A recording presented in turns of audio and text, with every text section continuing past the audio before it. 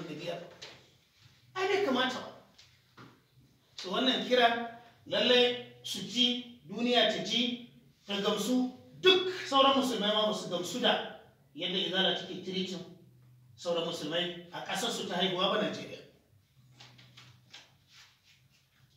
Don haka muna kira, musamman kira na farko shine ga shi mai girma gwamnan jihar Kano Dr. Abdullahi Umar Ganduje.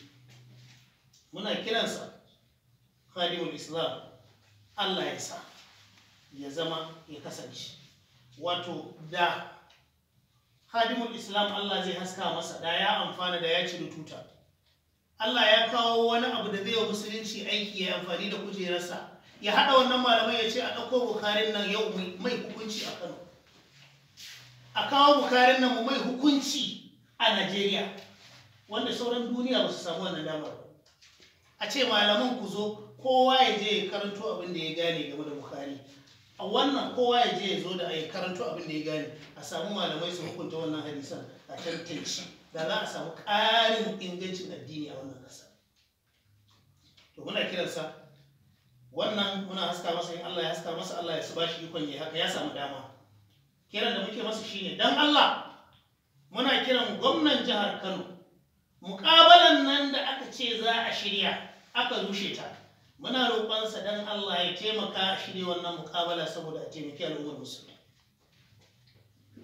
Na biyu, idan muƙabalan nan ya tabbatar malaman nan ba za su zo ba, muna kiran Dr. Abdullahi Umar Ganduje, in ba za su muƙabala ba dan Allah ya kira a zo a yi mubahala tsakanin Dr. Sheikh Malam Abdul Jabbar ya shirya da sauran malaman maja da suke zargi, suka yi sharri kan cewa Sheikh Malam Abdul Jabbar ya aibata annabi. Muna kira gwamnati ta taimaka, in malaman nan ba za su yi muƙabala ba dan Allah a taimaka a yi mubahala. Duk wanda ya yadda Sheikh Malam Abdul Jabbar annabi ya bata, ya zo ya rantsi.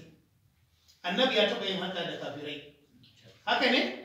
To ashe ko malaman nan in kan gaskiya suke, in Malam Abdul Jabbar ya ce ba zai yi muƙabala ba, su ce a kira shi a yi mubahala. Tunda su ba su ce ba, mu mun ce in ba za su yi muƙabala ba a zo a yi mubahala.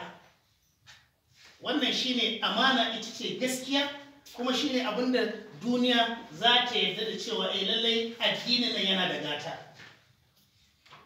A ƙarshe muna roƙon Allah ta'ala ya karfafe mu akan wannan tafiya ta mujamma'u ashabul kahfi wa raqim.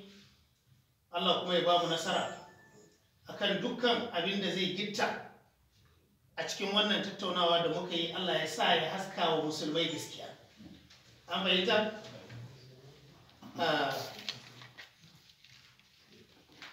Ok, to wannan shine dai dama topic din. Akwai magana kwara daya.